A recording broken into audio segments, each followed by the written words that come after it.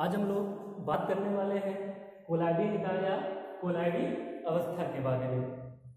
तो कोलाइडी निकाय और कोलाइडी अवस्था के पहले भी आपने इस कोलाइडी तंत्र से संबंधित कुछ टॉपिक यहाँ पर आपने पढ़े थे।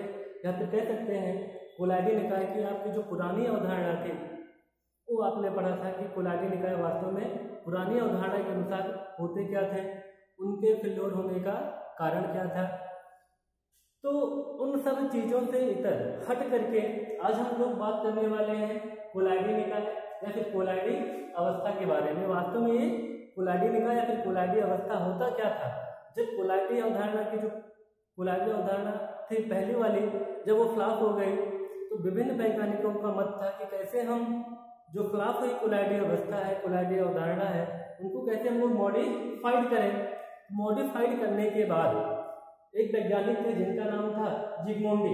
उन्होंने 1903 में जो पदार्थों के विलयन हैं उन पदार्थों के विलयनों को या फिर कोलाइडी निकाय के विलयनों को अल्ट्रा माइक्रोस्कोप के द्वारा अध्ययन किया और ये पाया कि वास्तव में जो हमारा कोलाइडी तंत्र होता है वो कोलाइडी तंत्र दो प्रावस्था से मिलकर के बना होता है या फिर दो फेज से मिलकर के बना होता है। जैसे हम लोग विलयन की बात करते हैं तो जो विलयन होता है, विलयन में दो अवस्था होती है, दो प्रावस्था होती है। कोई भी हमारा विलयन होगा वो दो चीज़ों से मिलकर के बना होगा। एक यहाँ पर हमारा होगा विलय, दूसरा हमारा होगा विलय। ठीक इसी प्रकार जो हमारा कोलाइडी निकाय होता है, कोलाइडी अवस्था होता है या फिर हमारा कोलाइडी तंत्र होता है, वो भी दो फेज से मिलकर के बना होता है। एक हमारा हो सकता है प्रक्षेपण माध्यम, दूसरा हमारा हो सकता है परिक्षिप्त प्रावस्था।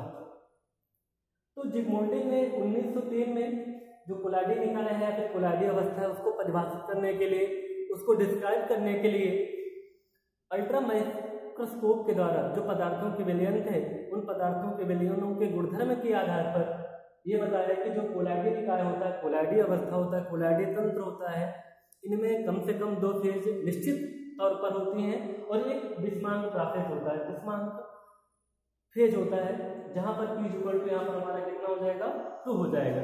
तो लेकिन सबसे पहले हमको जानना होगा कि कोलाइडी निकाय क्या होता है।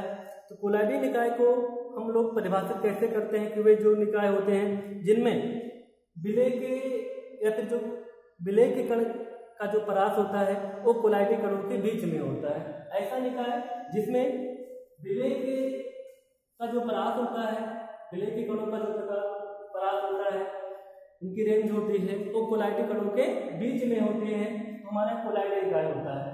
अब विलय के कण का परास क्या होता है या फिर विलय के कण का जो रेंज होता है वो क्या होता है। तो उसके लिए यहाँ पर देखा जाए तो जो कोलाइडी निकाय होते हैं उस कोलाइडी निकाय में जो विलय के कण का परास होता है वो कोलाइडी कणों के बीच में होता है।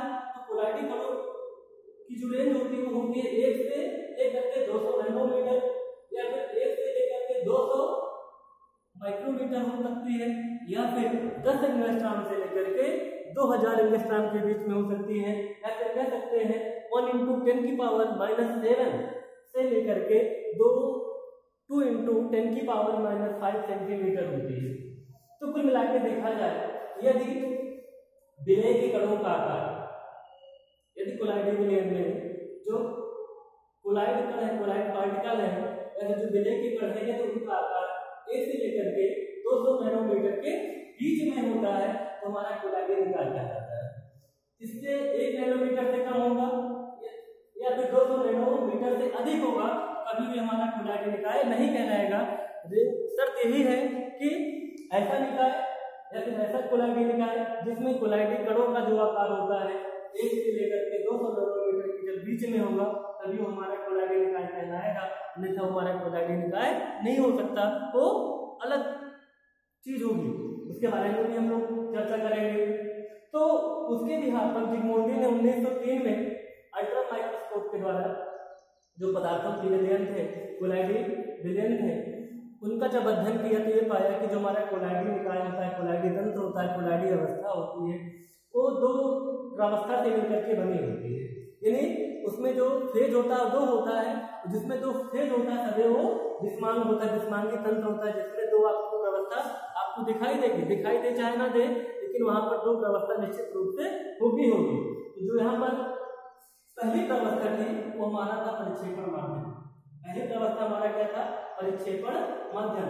ऐसा माध्यम जिसमें बिजली के कणों को यहाँ पर डिजॉल्व हो जाना है, जो कोलाइडी कणों को अपने आप में समाहित कर ले, तो हमारा हो जाएगा परिक्षेपण माध्यम।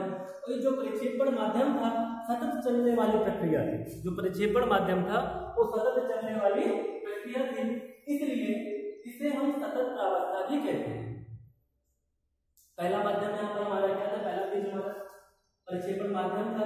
जब यहाँ पर फेज 2 था, पहला फेज हमारा क्या है? परिक्षेपण माध्यम था। ये जो परिक्षेपण माध्यम था ये सतत चलने वाली प्रक्रिया होगी थी, इसलिए इसे हम सतत प्रावस्था कह सकते हैं। जैसे हम लोग बात करें विलायक, तो जैसे विलयन जो होता है वो विलय और विलायक से मिलकर के बना होता है, इसी प्रकार जो हमारा कोलाइडी विलयन होता है वो दो चीजों से मिलकर के बना होता है। एक हमारा परिक्षेपण माध्यम होता है, दूसरा हमारा परिक्षेप्त प्रावस्था। तो ठीक इसी प्रकार विलयन के आधार पर जो विलायक होते हैं उनको हम परिक्षेपण माध्यम की संख्या दे सकते हैं, उनको परिक्षेपण माध्यम हम बोल सकते हैं। तो जो हमारा परिक्षेपण माध्यम होता है वो सतत चलने वाली प्रक्रिया होती है, लगातार चलती रहती है, इसलिए इसे हम लोग सतत प्रावस्था बोलते हैं। अनवरत चलेगी तो हमारी क्या हो जाएगी? सतत प्रावस्था हो जाएगी। एग्जाम्पल की बात हमने कर लिया कि जो हमारा कोलाइडी निकाय होता है उस कोलाइडी निकाय में जो परिक्षेपण माध्यम होता है एज लाइक सॉल्वेंट काम करता है, तो यहाँ पर जो ये वायु प्रावस्था होगी, हमेशा वायु प्रावस्था होगी। वायु प्रावस्था के आधार पर जो विलायक का गुणधर्म होता है उसके आधार पर इसे हम लोग सतत प्रावस्था भी बोल सकते हैं और परिक्षेपण माध्यम भी बोल सकते हैं। तो जो पहला फेज हमारा था वो हमारा क्या था? परिक्षेपण माध्यम था। दूसरा हमारा होता है परिक्षिप्त प्रावस्था। अब परिक्षिप्त प्रावस्था क्या है? जैसे भी हमने आपसे बात की कि जो हमारा कोलाइडी विलयन होता है जो कि विषमांग तंत्र होता है, जब विषमांग तंत्र होगा तो वहां पर फेज हमारे दो होंगे। पहला फेज आपने बता दिया कि परिक्षेपण माध्यम है, दूसरा फेज हमारा हो जाएगा परिक्षिप्त प्रावस्था। तो विलयन में जो विलय के कण होते हैं ठीक उसी प्रकार जो कोलाइडी विलयन में जो विलय के कण होते हैं वो हमारे परिक्षिप्त प्रावस्था हो जाएगी। अब जो परिक्षिप्त प्रावस्था होती है वो असतत होती है, मतलब हमेशा चलने वाली प्रक्रिया नहीं होती, असतत प्रक्रिया होती है। जैसे ये हमारी बाह्य प्रावस्था होती है, तो बाह्य प्रावस्था को छोड़ दिया जाए तो दूसरी प्रावस्था हमारी क्या हो जाएगी? आंतरिक प्रावस्था हो जाएगी। तो वह प्रावस्था परिक्षिप्त प्रावस्था कहलाती है जो हमेशा असतत होती है, और असतत होने के साथ साथ हमारी आंतरिक प्रावस्था होती है। अब दो चीजें हैं यहाँ पर। परिक्षिप्त प्रावस्था में जो कणों का आकार होता है वो होता है 1×10⁻⁷ से 2×10⁻⁵ सेंटीमीटर, क्योंकि विलय की कण है, लेकिन हमारा जो कोलाइडी निकाय बनाता है तो कोलाइडी कणों से मिलकर के बना होता है। उस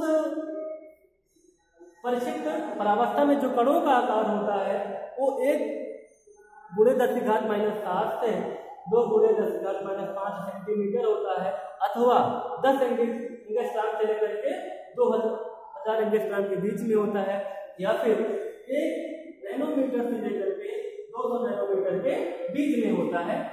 ये परिक्षिप्त प्रावस्था में कणों का आकार होता है क्योंकि हमारा कैसा होता है? असतत होता है, जो विलय की भांति यहाँ पर कार्य करता है।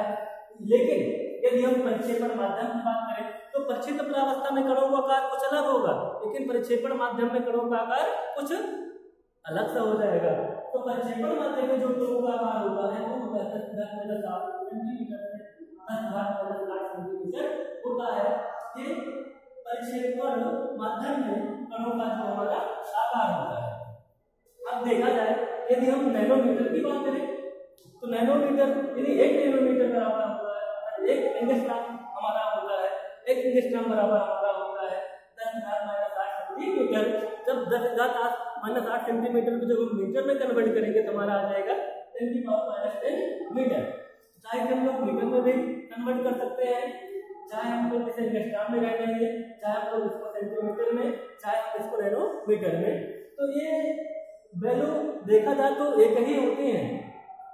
तो परिक्षिप्त प्रावस्था में जो कणों का आकार होता है उनकी वैल्यूज यहाँ पर ये हमारी दी गई है। अब देखा जाए जब हम आगे बढ़ते हैं, ये तो हो गया हमारा पहला पॉइंट कि जो कोलाइडी निकाय होते हैं कोलाइडिंग तंत्र होते हैं जिसमें दो फेज होती है, एक हमारा होता है परिक्षेपण माध्यम, दूसरा हमारा होता है परिक्षिप्त प्रावस्था। फिर हम लोग बात करते हैं कोलाइडिंग कण की। तो जो कोलाइडिंग कण होते हैं, जो कोलाइडिंग पाया होता है, जो कोलाइडिंग कण होते हैं वो वास्तविक विलयन और निलंबन के बीच की कड़ी होते हैं। अब देखा जाए कि अब वास्तविक विलयन हमारा क्या है या फिर हमारा निलंबन क्या है, इसके बारे में कैसे हम लोग जानेंगे। तो आपने एक पॉइंट देखा कि जो हमारे कोलाइडिंग कण होते हैं वास्तविक विलयन व निलंबन के बीच की कड़ी होते हैं। तो अब देखा जाए बाद में यहाँ पर अलग से क्लासिफाई किया जाएगा कि जो हमारे पदार्थ के कण हैं, पदार्थ के कणों के आधार पर जब इसको वर्गीकृत किया गया तो देखा गया कि वास्तविक विलयन आपका आया, यहाँ पर हमारा कोलाइडिंग विलयन आया, यहाँ पर हमारा निलंबन आया। तभी हमने कहा कि जो कोलाइडिंग कण होते हैं वास्तविक विलयन और निलंबन के बीच की कड़ी होते हैं। तो यहाँ पर वास्तविक विलयन हमारा क्या होता है और जो हमारा यहाँ पर निलंबन होता है वो क्या होता है। अब दो चीजें हैं, सबसे पहले यहाँ पर आपको जानना होगा कि वास्तविक विलयन क्या होते हैं। वास्तविक विलयन वही विलयन होते हैं जिसमें विलेय के कणों का जो आकार होता है या तो 10 एंगस्ट्रॉम से कम होगा, या तो 1 सेंटीमीटर से कम होगा, या तो 10 की पावर -7 सेंटीमीटर से कम होगा। ऐसा विलयन जिसमें विलेय के कणों का आकार 10.7 सेंटीमीटर से कम होगा, 10 एंगस्ट्रॉम से कम होगा, या फिर 1 नैनोमीटर से कम होगा, वो हमारे वास्तविक विलयन कहलाएंगे। जबकि जो हमारा निलंबन होता है वो निलंबन क्या कहलाएगा, जब विलयन में कणों का जो आकार होता है 200 नैनोमीटर से अधिक होगा, 2000 एंगस्ट्रॉम से अधिक होगा, या फिर 2 × 10 की पावर -5 सेंटीमीटर से अधिक होगा, तो हमारे निलंबन की कैटेगरी में आएंगे। तो देखा जाए जो हमारे कोलाइडिंग निकाय होते हैं वास्तविक विलयन और निलंबन के बीच की अवस्था होती है, इसलिए कोलाइडिंग कणों को वास्तविक विलयन और निलंबन के बीच की कड़ी कहा गया है। अब देखा जाए तो जो यहाँ पर 10 एंगस्ट्रॉम से लेकर के 2000 एंगस्ट्रॉम के बीच की यहाँ पर इनकी रेंज होती है कोलाइडिंग कणों की। 2000 एंगस्ट्रॉम में जो छोटे कण होते हैं उनको कभी भी माइक्रोस्कोप के द्वारा या फिर आंखों से देखा नहीं जा सकता। अब देखा जाए तो जो हमारे कोलाइडिंग कण होते हैं उन कोलाइडिंग कणों को यदि हम फिल्टर पेपर के द्वारा उनको डिफ्यूज करें तो आसानी से फिल्टर पेपर के द्वारा ये डिफ्यूज हो जाते हैं। लेकिन इनको यदि हम पार्चमेंट पेपर के थ्रू, पार्चमेंट मेम्ब्रेन के थ्रू, चर्मपत्र झिल्ली के थ्रू यहाँ पर इसको डिफ्यूज करें तो ये आसानी से डिफ्यूज नहीं होते। ये डिफ्यूज होंगे लेकिन बहुत धीरे धीरे डिफ्यूज होंगे। तो कहने का क्या मतलब हुआ, जो हमारे कोलाइडिंग कण होते हैं, कोलाइडिंग विलयन होते हैं, ये फिल्टर पेपर के थ्रू आसानी से डिफ्यूज हो जाते हैं। लेकिन यदि इनका डिफ्यूजन हम किससे कराएं, चर्मपत्र से कराएं, तो इनका जो डिफ्यूजन होता है चर्मपत्र के थ्रू धीरे धीरे होता है। और सबसे मेन बात होती है कि जो हमारे कोलाइडिंग विलयन होते हैं ये आवेशित होंगे, सदैव आवेशित होंगे। लेकिन ऐसा कभी भी नहीं होता कि कोलाइडिंग विलयन में आवेश दोनों प्रकार के होंगे, या तो कोलाइडिंग विलयन धनावेशित होगा या तो कोलाइडिंग विलयन ऋणावेशित होगा। ये कभी भी नहीं हो सकता कि कोई भी हमारे कोलाइडिंग विलयन धनावेशित भी हो और ऋणावेशित भी हो। जैसे हम गोल्ड का कोलाइडिंग विलयन बनाए और रक्त एक प्रकार का हमारा जो होता है हीमोग्लोबिन रक्त जो होता है वो भी हमारा एक प्रकार का कोलाइडिंग विलयन है। अब किस प्रकार का कोलाइडिंग विलयन है इसको हमको बाद में पढ़ना है, आगे पढ़ेंगे। लेकिन इतना आपको जानना होगा कि जो हमारे कोलाइडिंग विलयन होते हैं ये आवेशित होते हैं और इनमें जो आवेश होता है समान प्रकार का होगा, या तो धनावेशित होंगे या तो ऋणावेशित होंगे। फिर बाद में पदार्थों के कणों के आधार पर इन्हें पुनः वर्गीकृत किया गया और जब इनको वर्गीकृत किया गया तो ये पाया गया कि पदार्थों के कणों के आधार पर जो हमारे कोलाइडिंग निकाय होते हैं विलयन होते हैं 3 प्रकार के होते हैं। हमारा होता है पदार्थों के कणों के आधार पर जब इसको वर्गीकृत किया गया तो ये पाया गया कि जो विलयन होते हैं वो हमारे कितने प्रकार के होते हैं, 3 प्रकार के। पहला हमारा होता है वास्तविक विलयन, जिसे हम लोग प्योर सॉल्यूशन बोलते हैं। वास्तविक विलयन वही होते हैं, अभी हमने बताया, जिनमें कोलाइडिंग कणों का आकार जो होता है 1 नैनोमीटर से कम होगा, या फिर 10 एंगस्ट्रॉम से कम होगा, या फिर 1 × 10⁻⁷ सेंटीमीटर से कम होगा, हमारे वास्तविक विलयन कहलाएंगे। दूसरा हमारा होता है कोलाइडिंग विलयन। अभी आपने उसका परास देख ही लिया कि 10 एंगस्ट्रॉम से लेकर के 2000 एंगस्ट्रॉम के बीच में होंगे, या फिर 1 × 10⁻⁷ सेंटीमीटर से 2 × 10⁻⁵ सेंटीमीटर के बीच में होंगे, या फिर 1 से लेकर के 200 नैनोमीटर के बीच में होंगे तो हमारे क्या होंगे, कोलाइडी विलयन होंगे। तीसरा हमारा होता है निलंबन। निलंबन में क्या होता है कि जो विलय के कणों का जो परास होता है कि जो रेंज होती है वो 2000 एंगस्ट्रॉम से अधिक होगी या फिर 2 × 10⁻⁵ सेंटीमीटर से अधिक होगी या फिर 200 नैनोमीटर से अधिक होगी तो हमारे निलंबन की कैटेगरी में आ जाएंगे। तो इन सब पदार्थों के कणों के आधार पर जो हमारे कोलाइडी विलयन है इनको हम कल पढ़ेंगे। वास्तविक विलयन क्या होता है, कोलाइडी विलयन क्या होता है, निलंबन क्या होता है। अभी फिलहाल आपको जानना होगा कि कोलाइडी निकाय क्या होते हैं, कोलाइडी अवस्था क्या होती है, किस वैज्ञानिक ने इसको प्रोसीड कराया और प्रोसीड कराने के बाद जो फेज 2 है विषमांगी तंत्र है उनके आधार पर इनकी कितनी अवस्था होती है, कितने माध्यम होते हैं, चाहे परिक्षेत्र प्रावस्था हो चाहे हमारे परिक्षेपण माध्यम हो। परिक्षेत्र प्रावस्था क्या होती है, परिक्षेपण माध्यम क्या होती है और कोलाइडी तंत्र के कुछ सामान्य विशिष्ट गुणधर्म होते हैं जिन्हें आपने एक एक करके यहाँ पर पढ़ा। तो आगे हम लोग बात करेंगे वास्तविक विलयन की, कोलाइडी विलयन की और निलंबन की। Thank you.